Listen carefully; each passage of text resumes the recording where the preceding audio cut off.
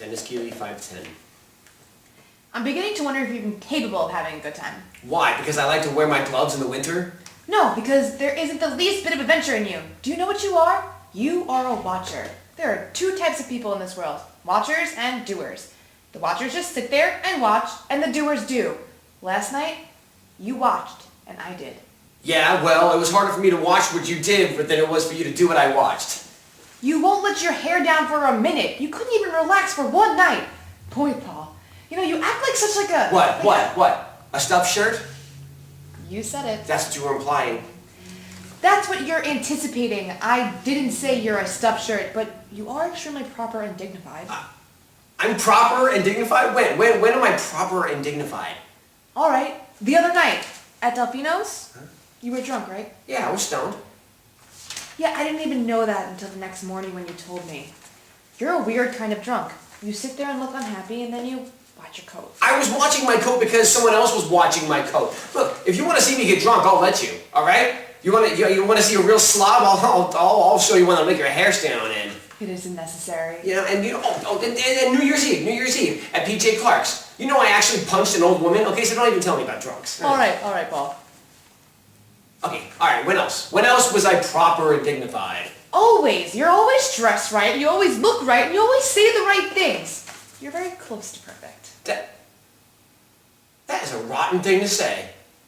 I have never seen you without a jacket. I always feel like such a slob in comparison to you. And before you were married, I was sure you slept with a tie. Oh, no. Just the formal sleeps. You can't even walk into a candy store and ask the lady for a Tootsie Roll. You have to walk up to the counter and point to the chocolate candy with the black and white wrapper. That's ridiculous. And you're not. That's just the trouble. Like Thursday night, you wouldn't walk barefoot in Washington Square Park with me.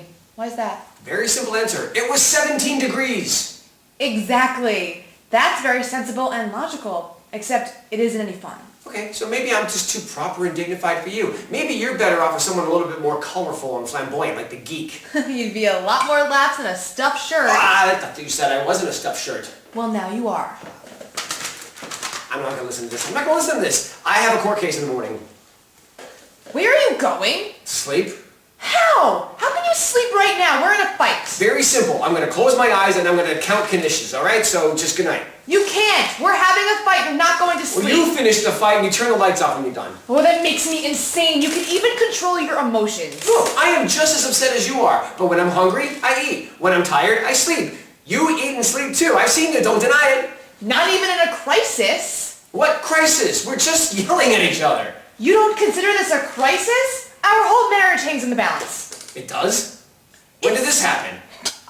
It's suddenly very clear that you and I have absolutely nothing in common. Why? Because I won't walk barefoot in the park with you in the winter? That's ridiculous. Okay, Corey, you have no case.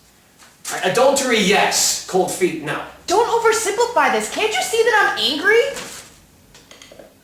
Look, it's 2:15 in the morning. If I can get to sleep in a half hour, I can get at least 5 hours sleep, and then I'll call you from the courthouse and we can argue then. You will not go to sleep. You will stay here and fight to save our marriage. If our marriage hinges on breathing fish balls and poof and puff whatever, then we're fucked. Sorry, I said that last line.